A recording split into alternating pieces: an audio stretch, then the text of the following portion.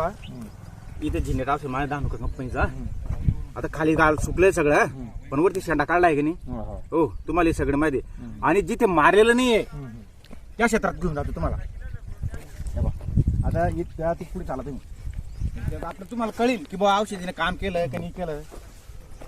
कोणती वर आहे ती किती इथपर्यंत मारलेलं आहे ते हो आणि इकडे मारलेलं नाही या इकडे हे बा आता हे झाड आहे बा आता त्याचा शेंडा हिरवा होता की नाही आप्पा जरी याचा हिरो पण याचा खाली काढला म्हणजे हे झाड गेलं म्हणजे मर रोग म्हणतो आपण त्या प्रकारचा आहे आणि त्याचा शेंडा वरती आहे म्हणजे ते जगलं असं म्हणजे त्या आपला जेनेटचा रिझल्ट भेटला दानुका कंपनीचा मुळापर्यंत त्यानं ते काम केलं आणि इकडे जे दुसरी औषधी मारली आहे तिने रिझल्ट दिला नाही इकडे या साईडला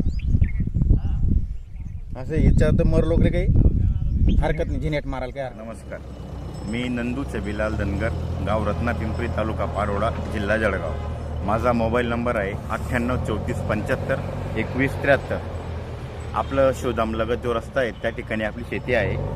आपण 20 किलो हरभरा टाकलेला होता पण काही कारणास्तव हरभऱ्यामध्ये जो तो मर असते ती मर खूप प्रमाणात दिसायला लागली मला.